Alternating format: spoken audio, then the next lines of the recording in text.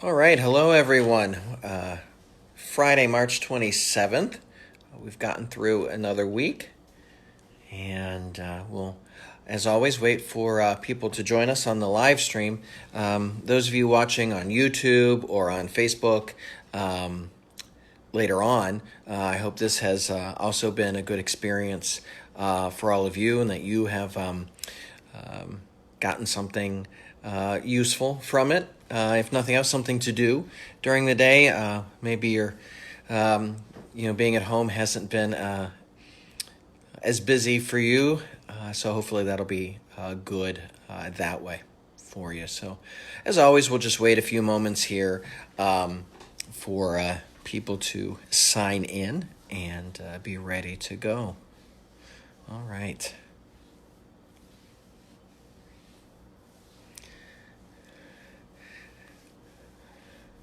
Looks like people were waiting on their Facebook pages, waiting for the live stream to start. So we're glad to have you here. And I apologize, you're going to probably hear my computer, my laptop, making noises as emails come in. I'm using my computer as a kind of a stand for my phone, which is what I'm using to do the Facebook Live. So if you hear the emails come in, that you'll know what that is. So good afternoon, everyone. Joe Grody's here, Suzanne Richmond's here, Michelle. Okay. We've got about 10 people with us so far, a little bit more than that already. So I'll just start off with, and there is someone trying to call. But live technology, that's what you get. Different things going on today. You probably remember that Archbishop Pilarchik's funeral was this morning, the massive Christian burial. And that was live streamed on the Archdiocesan website. And if you would like to go back and look at that, if you weren't available this morning, I think that should be there and on their YouTube channel as well. But you can go look at that. So I watched that this morning. It was a nice ceremony. It was certainly what's the right word? A little sad, I guess, to see the empty cathedral for that occasion. There were a few priests there and a couple of people from the diocesan staff who served as lectors for it. They did it. They did a very nice job. The music was very nice, and the Archbishop Schnorr gave a nice recollection of Archbishop Pilarchik. They had known each other for many, many years, and so he had a lot to draw on there. And it was a very nice ceremony. If you ever heard one of Archbishop Pilarchik's homily, you'll appreciate that Archbishop Schnorr said at the beginning of his homily that he would emulate Archbishop Pilarchik's style and have 3 points. If you remember, Archbishop Pilarchik would always have 3 points to each of his homilies. So that was brought a smile to my face. So that was this morning.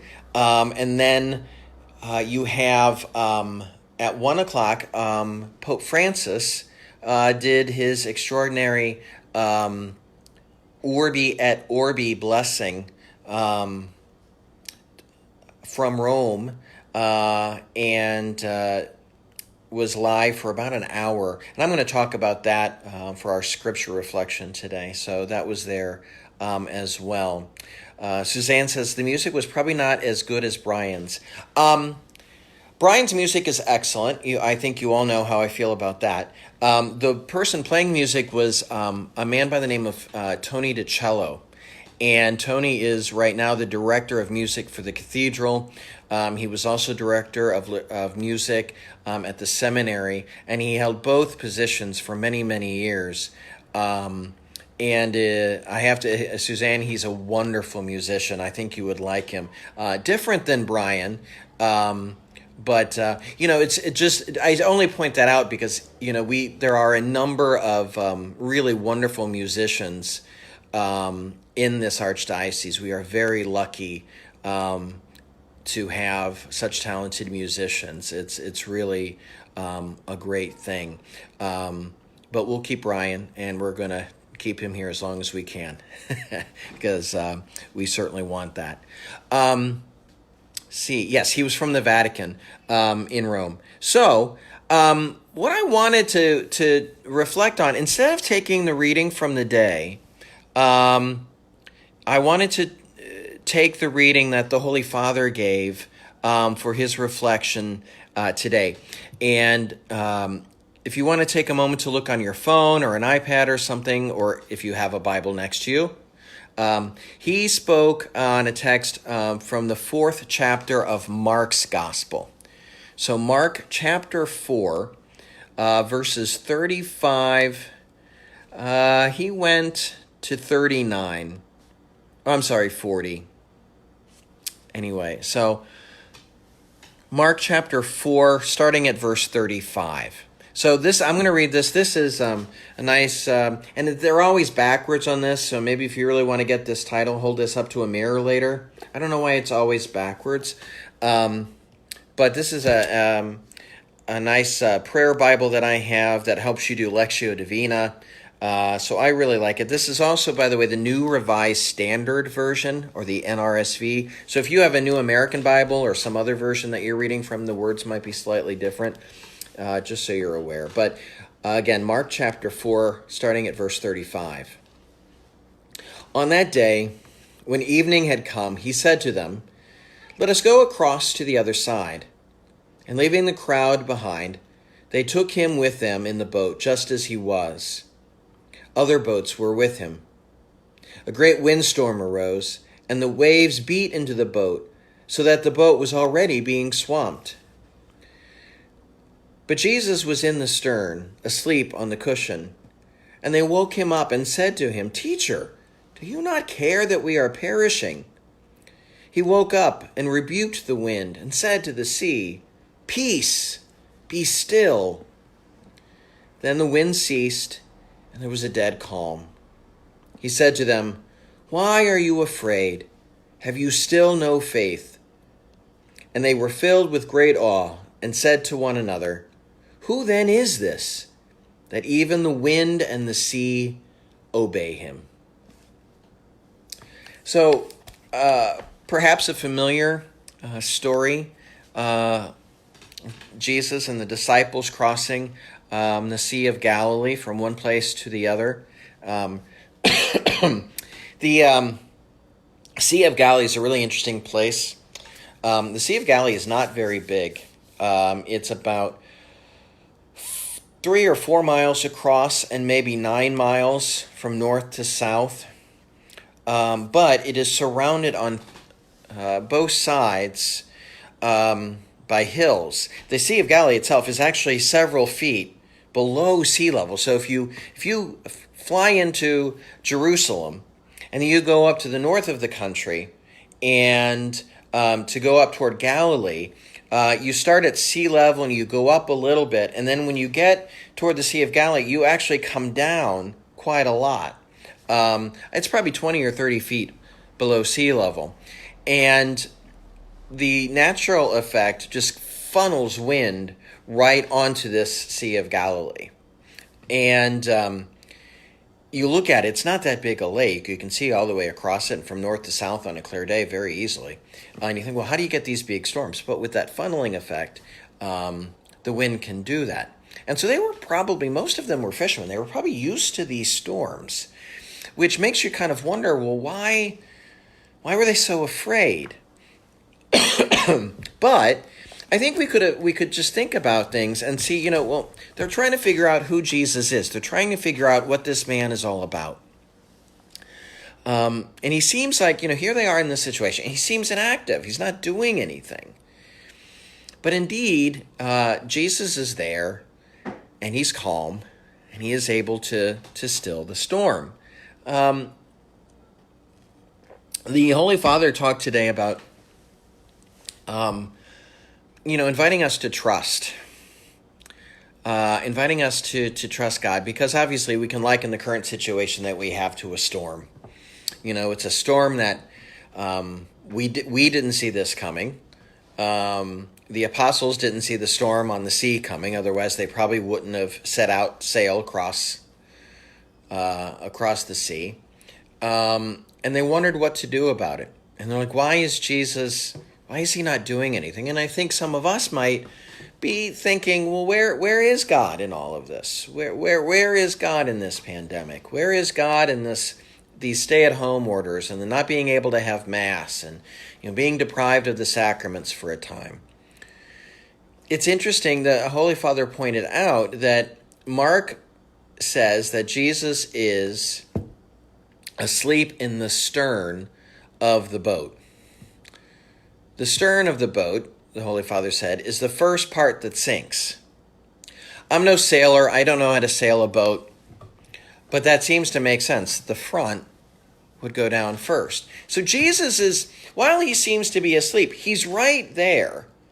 He's going to be the first one affected. So I think we can legitimately say that Christ is well aware of what is going on, and that he's right here with us. He's right there in all of those packed hospital wards. He's right there with all those exhausted doctors and nurses struggling to make supplies last.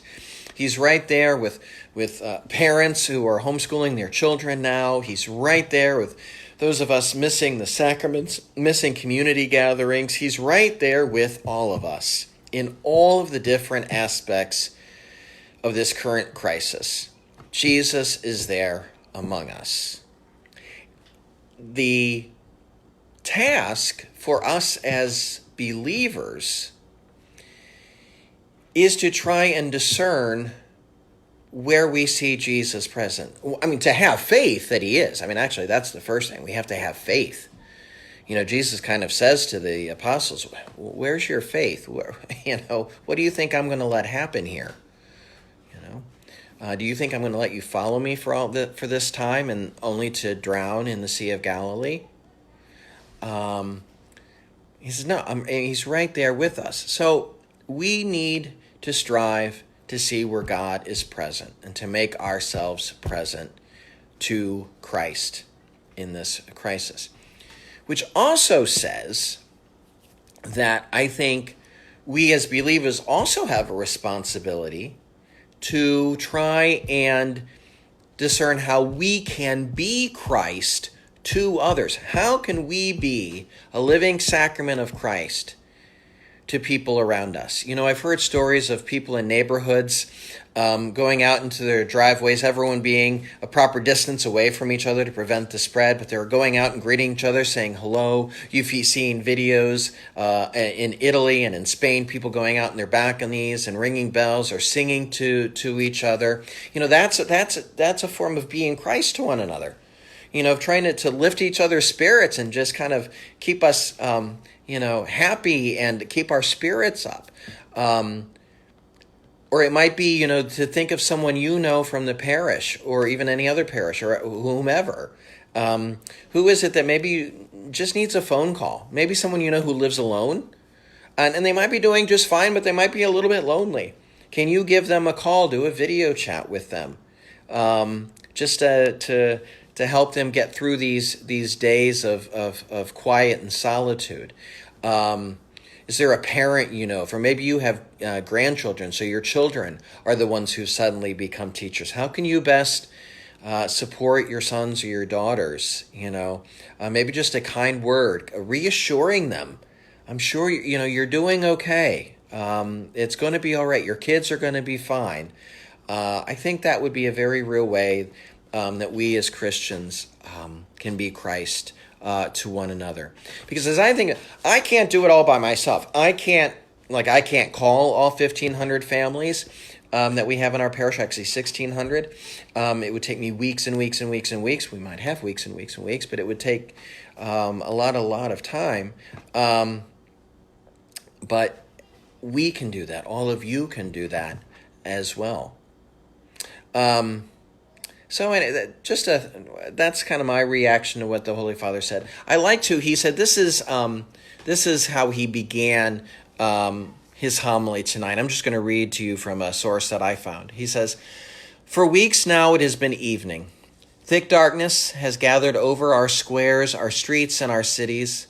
It has taken our lives, filling everything with a deafening silence and a distressing void that stops everything as it passes by. We feel it in the air, we notice in people's gestures, their glances give them away. We find ourselves afraid and lost. Like the disciples in the gospel, we were caught off guard by an unexpected turbulent storm. We have realized that we are on the same boat, all of us fragile and disoriented, but at the same time, important and needed. All of us called to row together, each of us in need of comforting the other. On this boat are all of us. Just like those disciples who spoke anxiously with one voice saying, 'We are perishing,' so too we have realized that we cannot go on thinking of ourselves, but only together can we do this." And I think he makes a really good point about how I think this crisis has hopefully made us understand and realize how interdependent we human beings are. We are not lone rangers. We have not been created to be able to do everything on our own. We need each other. And I hope that once this crisis has passed, that we as human beings will find the capacity to really reflect on the vulnerability that has been exposed in us humans. We have long had this idea that we were self-sufficient, especially now that our technology has grown so much. People tend to think they can do it all on their own. But this is proving to us that no, actually we can't. We are not in control. We think all of our routines and work, we think all of it, we are in control of our lives. We can talk to a machine and it turns on our lights for us. We press a button and something happens.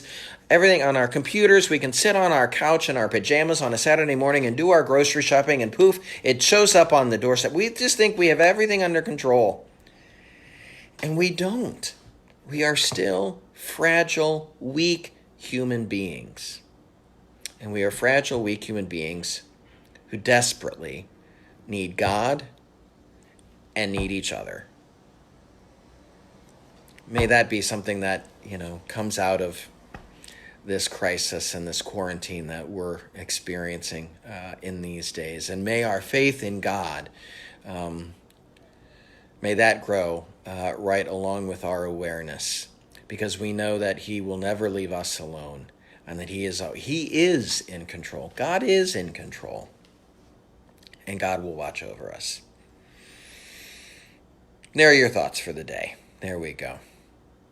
So a couple of other things. I mentioned the other day, Joe Grody is working on his rosary prayer, 24-hour prayer of the rosary. All the slots are filled. So wonderful. Thank you. And thank you to Joe. Thank you very much for organizing that and putting that together. It was a great idea.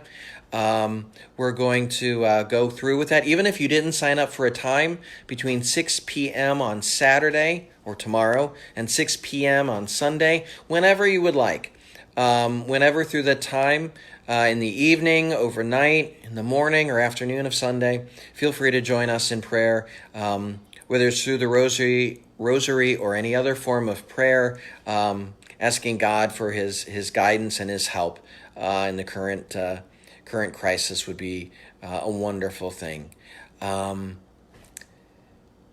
Julie Bemker asked, how is Father Norm? I spoke to him several days ago, and he was fine. I'm going to try to, I'm going to give him a call again just to see how he is, and I will let you know. I don't know that he would like doing Facebook Live. I don't know. Maybe I'll ask him and see what he thinks. Or maybe he might just record a video or something. I'll let you know how he is, certainly. And I've also, I have heard from Father Tom briefly.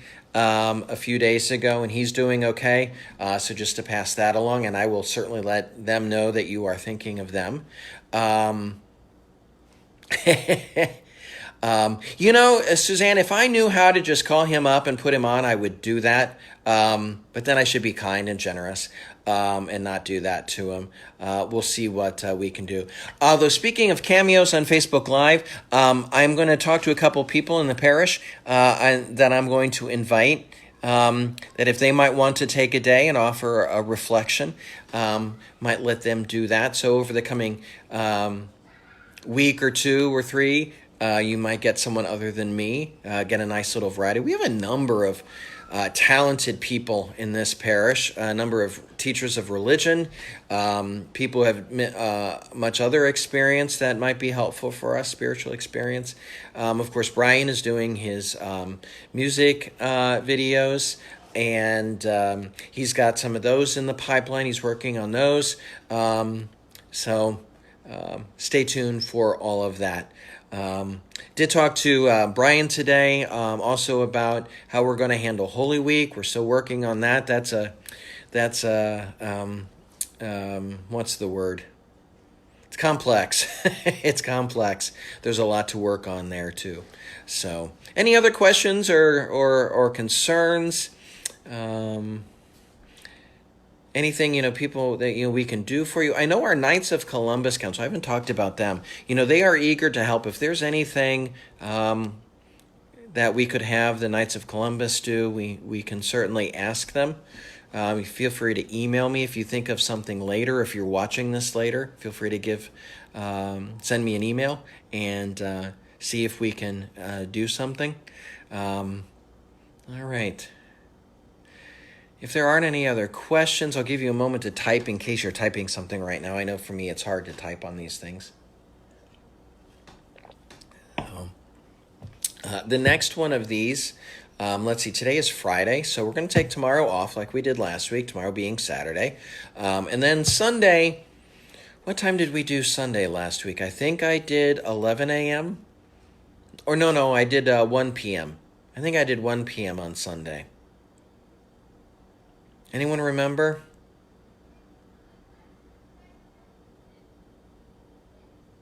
No one's typing to say they remember. I think I did 1 o'clock on Sunday. So anyway, look for a post. I'll try to, if we need to do something different, press conferences or what have you. I know Governor DeWine has been consistent. Okay, that's what I thought. Thank you, Suzanne. He's been consistent with doing his press conferences around 2:15. The president has been doing it at different times. He was doing it at the noon hour. Now he's doing it about 6 p.m. So we'll try to avoid that hour as well. Yes, and if you are able, this is the fifth Sunday of the month. This would have been our quarterly collection for St. Vincent de Paul. If you are able, if you would like to send in a donation to them, you can also do that through our website. If you go to the same place that you would go toward the bottom left of the website, I believe, certainly toward the bottom, you will find that online giving website, or link rather, and you can also set up a donation to St. Vincent de Paul as well. And they are continuing to receive requests for help, and so there is still a need there, obviously. So if you are able, you can do that. I also saw something on TV today that many of the blood banks are really running low of blood supplies these days, primarily, I would guess, because different blood drives that they have been canceled, and people probably not thinking about going to the blood donation centers. So that might be something to think about if that's something you're able to do. Not everyone can do that, understandable for various reasons, but if you are able and willing, that might be, and you're healthy right now, that might be something, that would be another way to be Christ to someone else in the midst of everything that's going on right now. All right, so people are reminding me, it was 1 o'clock on Sunday, so we'll keep 1 o'clock on Sunday. We'll be consistent. And the Sunday is the wonderful gospel about the raising of Lazarus. Will be the fifth Sunday of Lent, and we read that wonderful recollection out of John's Gospel, recalling the life that God wishes to give to all of us. So that'll be something to look forward to on Sunday. All right, so have a wonderful rest of your Friday afternoon. Have a good piece of fish. We would have been doing it together, but you can do it at home. Have a little fish fry at home. And enjoy the day, and we'll see you on Sunday. All right. Thank you, everyone. So glad you've joined us. Take care of yourselves. Take care of each other. We'll get through it. We'll be all right. All right. God bless. Take care, everyone. Bye-bye.